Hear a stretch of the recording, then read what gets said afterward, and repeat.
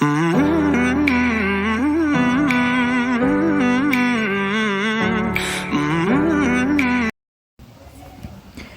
Everyone, कैसे हैं आप सभी लोग। होप सो आप सभी लोग बहुत ही अच्छे होंगे। Welcome to my YouTube channel it's Pragya Goswami. आपका बहुत बहुत स्वागत है मेरे यूट्यूब चैनल के अंदर।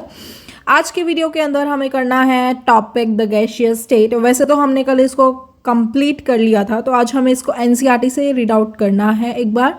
तो फटाफट से देख लेते हैं कि एनसीईआरटी में क्या लिखा है, उसके बाद हम अपने नेक्स्ट टॉपिक की ओर बढ़ेंगे। उससे पहले आप चैनल को लाइक शेयर सब्सक्राइब करना ना भूलें। जल्दी से लाइक और सब्सक्राइब कर दें। तो चलिए वीडियो कंटिन्यू करते हैं।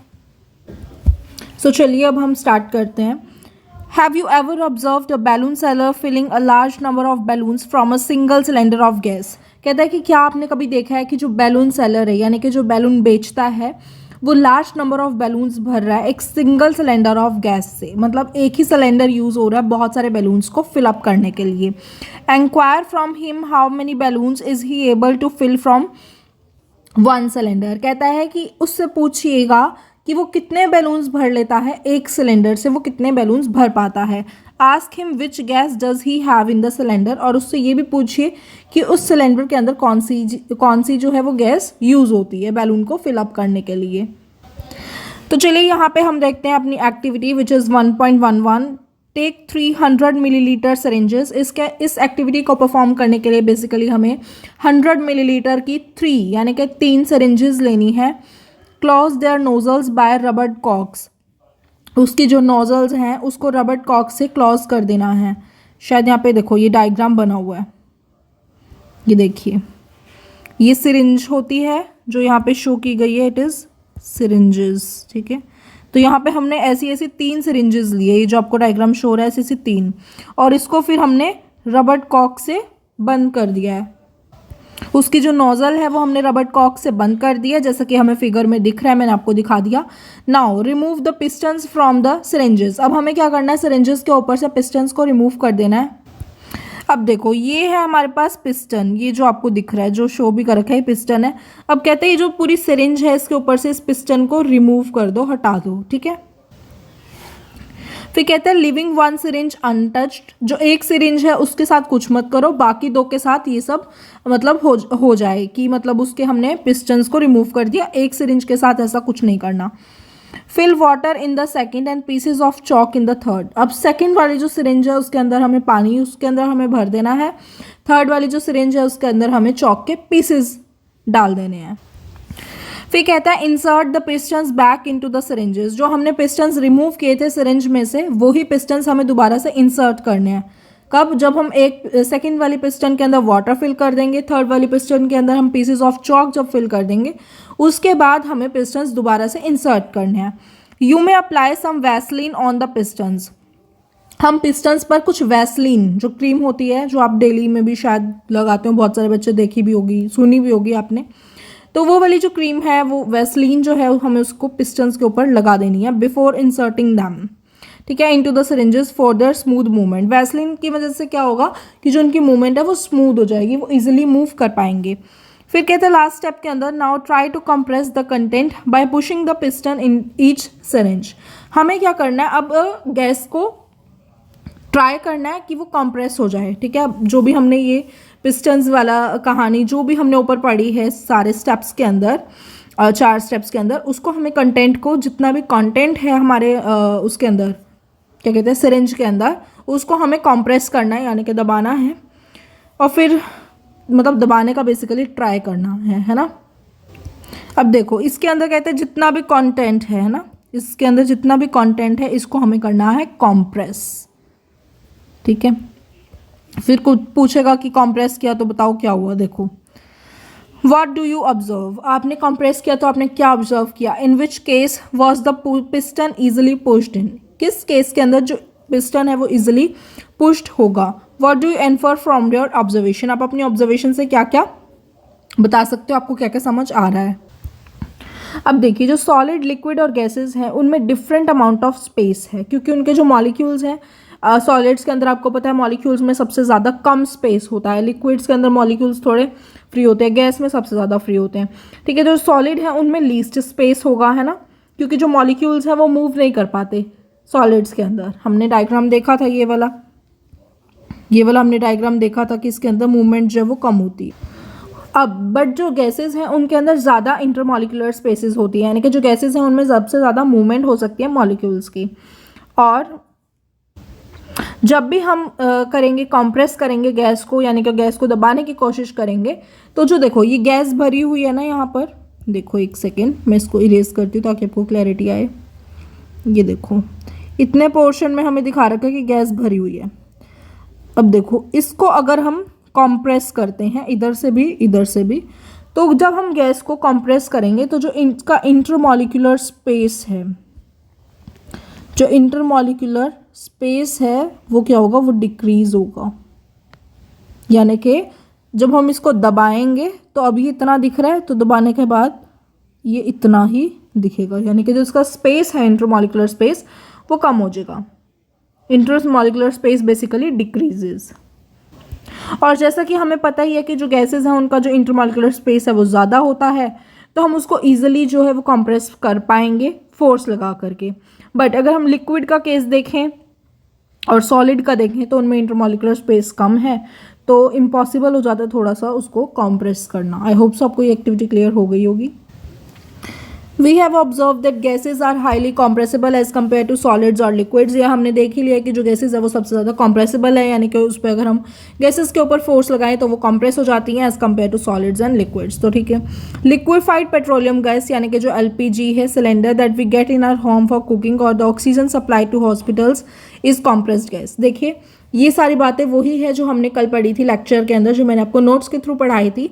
ये सभी उसी के बारे में ही बात चल रही है यहाँ पे, कि जो LPG है वो सिलेंडर जो आता है हमारे घर, हम उसको कुकिंग के लिए यूज़ करते हैं LPG सिलेंडर को, और ऑक्सीजन जो है वो हॉस्पिटल्स के सप्लाई होती है ना, ऑक्सीजन जो है वो हॉस्पिटल्स में सप्लाई हो रही है। अब कहते हैं कॉम्प्रेस्ड नेचुरल गैस जो CNG है वो हम यूज़ करते हैं व्हीकल्स के अंदर फ्यूल के तौर पे, है ना, फ्यूल के तौर पे हम CNG को यूज़ कर रहे हैं। Due to its high compressibility large volume of gas can be compressed into small cylinder and transported easily. High compressibility होती है गैसेज की, आपको पता है गैसेज हाईली कॉम्प्रेसिबल होती हैं, तो जो लार्ज अमाउंट में गैसेज है उनको हम इजीली कंप्रेस कर लेते हैं, छोटे छोटे सिलेंडर्स में डाल देते हैं और एक जगह से दूसरी जगह पर हम उनको इजीली ट्रांसपोर्ट कर पाते हैं। ये सारी बातें मैंने आपको पिछले लेक्चर में बता दी थी। Just for verification I am reading the NCERT just to clarify you that we have done in yesterday class is all about in your NCERT। मतलब जो भी हमने पिछली क्लास में पढ़ा है वही सब आज वाली क्लास में NCERT में आपकी लिखा हुआ है, कुछ भी बाहर से नहीं है, सब NCERT है। We come to know of what is being cooked in the kitchen without even entering there by the smell that reaches our nostrils. How does the smell reach us? तो यही कह रहा है जो हमने हॉट फूड और cold food का हमने कल किया था। जो भी बच्चों ने मेरा पिछला वाला लेक्चर नहीं देखा है और आप डायरेक्ट अगर इसी लेक्चर को देख रहे हैं तो आपको ये अच्छे से क्लियर नहीं हो पाएगा, क्योंकि पिछले लेक्चर मैंने डिटेल में हर टॉपिक उठाया है। इस टॉपिक को हमने डिटेल में कवर अप कर लिया है, तो आप पिछला वाला लेक्चर जाके देखें सबसे पहले, उसके बाद आप इस वीडियो को देखिएगा फॉर योर क्लैरिफिकेशन। तो अब कहते हैं कि हॉट फूड हमारे नॉस्ट्रिल्स तक नहीं पहुंचता, हॉट फूड मतलब गर्म खाना जो है वो हमारे नॉस्ट्रिल्स तक ईजिली आ जाता है, हमें स्मेल आ जाती है कि अच्छा राजमा राइस बन रहा है, ये बन रहा है, वो बन रहा है, कुछ भी, है ना। बिकॉज जो पार्टिकल्स है अरोमा ऑफ फूड, वो मतलब जो पार्टिकल्स ऑफ फूड है वो एयर के साथ मिक्सअप हो जाते हैं, स्प्रेड हो जाते हैं और हमारे तक पहुंचते हैं और हमसे दूर भी पहुंचते हैं। जो स्मेल है हॉट कुक फूड की वो सेकेंड्स में आ जाती है। Rate of diffusion of solid and liquid, तो ये सारी बातें हम कल कर चुके हैं, तो मुझे नहीं लगता इसमें मुझे कुछ समझाने वाली बात है, क्योंकि मैंने 10 से 15 मिनट का लेक्चर कल डाला था और सारी डिटेल में इसके बारे में मैंने बात की है। Due to high speed of particles, कि जो पार्टिकल है उसकी हाई स्पीड है और large space between them, gases जो है वो डिफ्यूज करती है very fast into other gases, तभी हम लार्ज सिलेंडर से स्मॉल सिलेंडर में गैसेज को डाल भी पा रहे हैं। In the gaseous state particles move about randomly at high speed, हमें पता है कि गैशियस स्टेट के अंदर जो पार्टिकल्स हैं वो हाई स्पीड पे मूव आउट कर लेते हैं ड्यू टू रैंडम मूवमेंट। इस मूवमेंट की वजह से जो पार्टिकल्स हैं वो एक दूसरे को हिट करते हैं और वॉल्स ऑफ कंटेनर पे भी जाके हिट अप होते हैं। Then the pressure exerted by gas is because of the force exerted by gas particle per unit area on the walls of container. अब जो गैस जो भी प्रेशर एक्सर्ट कर रही है वो किस वजह से है, जो फोर्स एक्सर्ट करा जा रहा है गैस पार्टिकल्स के द्वारा वो उस वजह से है कंटेनर की वॉल्स पर। तो ये सारी बातें मैंने डिटेल में की है। अगर आपको इस लेक्चर में ये सिर्फ एनसीईआरटी के लिए, एनसीईआरटी क्लैरिफाई करने के लिए मैं ये वीडियो मैंने बनाई है और इसको बता रही हूँ आप सभी को, ताकि एनसीईआरटी भी साथ साथ कवर अप होती जाए, है ना, लास्ट में ना रहे। तो अगर आपको डिटेल में इसको समझना है नोट्स के साथ साथ, तो आप मेरी पिछली वीडियो देख सकते हो इस चैप्टर की, पार्ट 7, ठीक है। अब देखो, ये हमें 3 डायग्राम दे रखे हैं। सबसे पहला है सॉलिड का डायग्राम, जिसमें पार्टिकल्स इस वे से, यानी कि जो इनके बीच में स्पेसेस हैं वो काफ़ी कम होते हैं। ये वाले डायग्राम भी मैंने आपको सारे बना के दिखाए थे, पिछले जितने भी लेक्चर्स हैं वो सभी इन टॉपिक के ऊपर डिस्कशन हो चुका है ऑलरेडी। अब देखो, जो लिक्विड है एज़ कम्पेयर टू सॉलिड, इनमें थोड़ा ज़्यादा स्पेस होता है, थोड़ा फ्री घूम पाते हैं। बट जो गैसेज हैं वो हाईली कॉम्प्रेसिबल भी होते हैं और इनमें सबसे ज़्यादा स्पेस भी होते हैं, देखो, ठीक है। तो ये मुझे लगता है ABC डायग्राम में आपको कोई कन्फ्यूजन नहीं होगा, इस सब के बारे में हम डिटेल में स्टडी कर चुके हैं। अब देखिए, ये जो आपको ब्लूप्रिंट क्वेश्चंस दिख रहे हैं, सॉरी एक सेकंड रुकिएगा, ये ब्लूप्रिंट क्वेश्चंस आपको दिख रहे होंगे अपनी स्क्रीन के ऊपर। ये वाले जो क्वेश्चंस हैं हम करेंगे नेक्स्ट वीडियो के अंदर, क्योंकि अगर इसी वीडियो में मैंने स्टार्ट कर दी तो वीडियो जो है वो ज़्यादा, उसकी जो मैक्सिमम लिमिट हो जाएगी, काफ़ी ज़्यादा बन जाएगी वो। तो फिर मैं चाहती हूँ कि मतलब ज़्यादा भी ना बने, क्योंकि ज़्यादा वीडियोस लोग नहीं देखते हैं, आप लोग थोड़ा बोर हो जाते हैं। तो अभी मैं एक छोटा सा टॉपिक उठा रही हूँ, इसके बाद जो है can matter changes state. But yes, हम ब्लूप्रिंट क्वेश्चन ज़रूर करेंगे, और अगली ही वीडियो जो नेक्स्ट वीडियो है, पहले ब्लूप्रिंट क्वेश्चन होंगे और फिर हम नेक्स्ट अपना टॉपिक उठाएंगे जो भी है। तो चलिए स्टार्ट करते हैं। Can matter change it's state. अब कहता है कि जो मैटर है, क्या वो अपनी स्टेट को चेंज कर सकता है, क्या वो अपनी स्टेट बदल सकता है।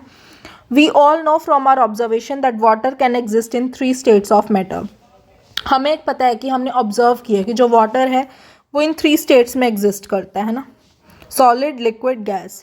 सॉलिड में आइस की तरह वाटर जो है एग्जिस्ट करता है, ये भी हम पिछली ही वीडियो में कर चुके हैं। लिक्विड तो आपको पता ही है, वाटर खुद लिक्विड ही है। गैस में वाटर के वेपर्स बन जाते हैं, यानी कि वाटर वेपर्स। तो जो कहता है कि वाटर जो है वो 3 स्टेट्स ऑफ मैटर में एग्जिस्ट करता है, और वो 3 स्टेट्स हम सभी को पता ही है। सबसे पहले है सॉलिड, सॉलिड में आइस की तरह। लिक्विड तो खुद वाटर है ही, और गैस में वाटर के वाटर वेपर्स बन जाते हैं। What happens inside the matter during this change of state, what happens to the particles of matter during change of state, how does this change of state take place, we need to answer this question, ठीक है। तो कहता है कि कैसे कैसे ये changes हो रहे हैं, मतलब जो सॉलिड है, बन रहा है, लिक्विड फॉर्म में देखें तो वाटर ही है।